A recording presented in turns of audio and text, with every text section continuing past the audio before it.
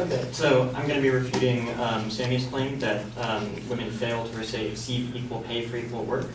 Her secondary claims are that 1, a wage gap between women and men still exists. 2, the wage gap affects women college graduates just 1 year after graduating. And 3, lower earnings make it harder for women to take care of their families.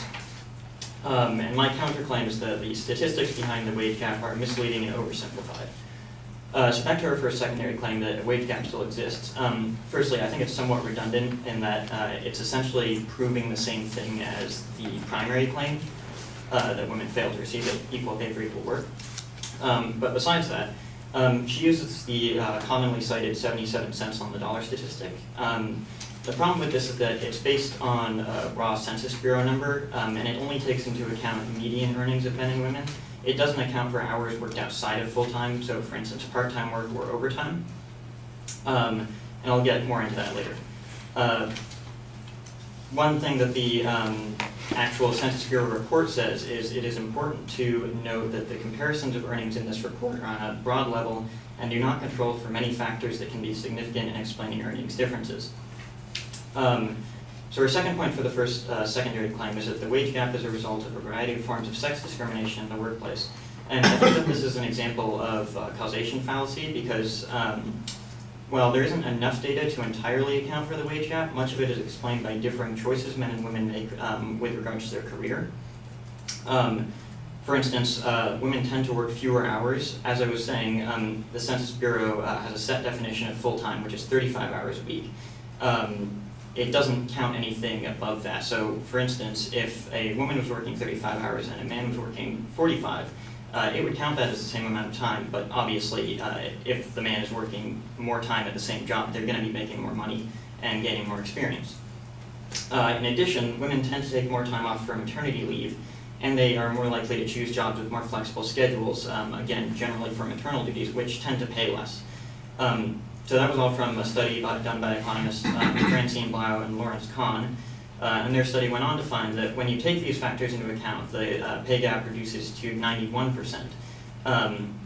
So again, that doesn't necessarily cover all of it, but you can see that there are other factors in play besides just sexism.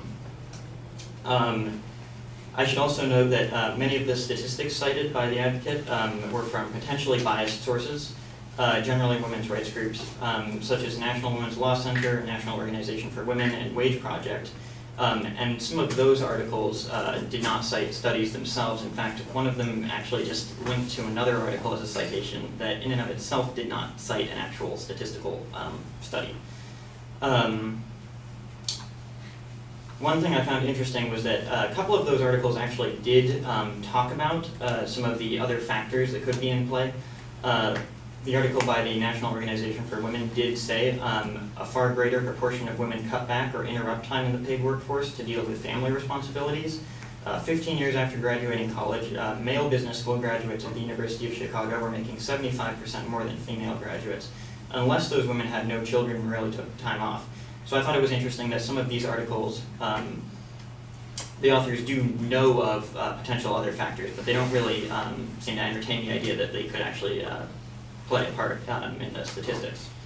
Her final 2 points for the first secondary claim essentially just went over the amount of time that it's taken for the wage gap to close to its current point and the amount of time it's going to take for it to close completely. I think that those are largely irrelevant because I think it's an example of circular reasoning. They assume that there is a wage gap based on sexism and then go on to make claims based off of that. Her second point, or secondary claim, was that the wage gap affects women college graduates just 1 year after graduating. I think that this is another case of a causation fallacy. So she says that, for example, the average full-time employed female social science major earned just 66% of what the average full-time employed female engineering or engineering technology major earned. That sounds kind of obvious. Different occupations are going to earn different amounts of money. A doctor is going to make more money than a cashier. What she's saying is that generally, male-dominated occupations tend to earn more money than female-dominated occupations. And she would be correct in saying that. A University of Georgetown study showed that the top 10 most profitable careers, which include things like petroleum engineering, math and computer science, STEM fields in general, tend to be heavily male-dominated, whereas the top 10 least profitable career paths, things like counseling, psychology, and early childhood education, tend to be female-dominated. However, I think that this is a causation fallacy in that she's assuming that those careers are earning more money because, say, they're male-dominated, as opposed to she's not taking into account other factors, for instance, men choosing those careers because they earn more money or just out of interest.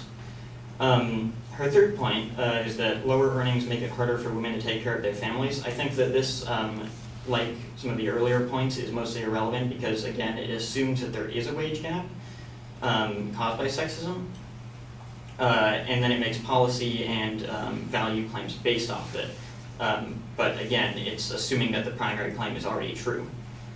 So in conclusion, while I'm not necessarily saying that there is no sexism in the workplace or that there is no sexism-based wage gap, a lot of the statistics used are misleading and don't take into account as many factors as they should. Thanks.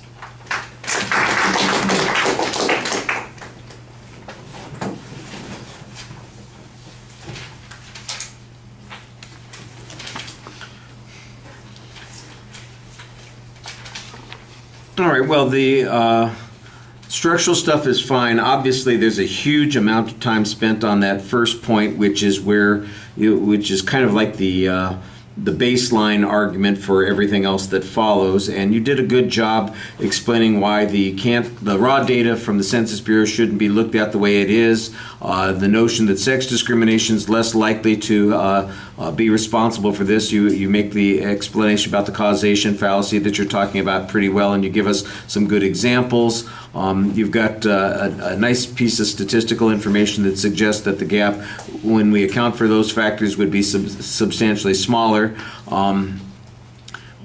And then again, there's some more hypothetical explanations about what's going on, and I like the fact that you cite a piece of information that comes from the advocate's source that you would say would normally be biased, that admits and acknowledges that that difference really does exist.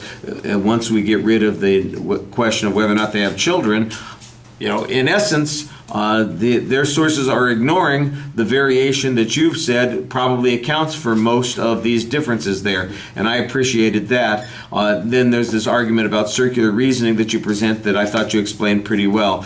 The second point you spend a little bit less time on, but again, it's basically the same sorts of things. The assumption that because it's a male-dominated industry means that it pays more.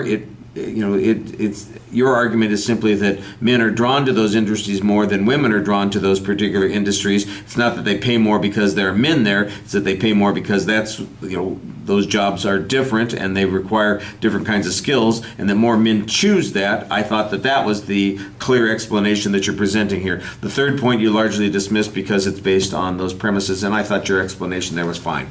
Okay, thank you.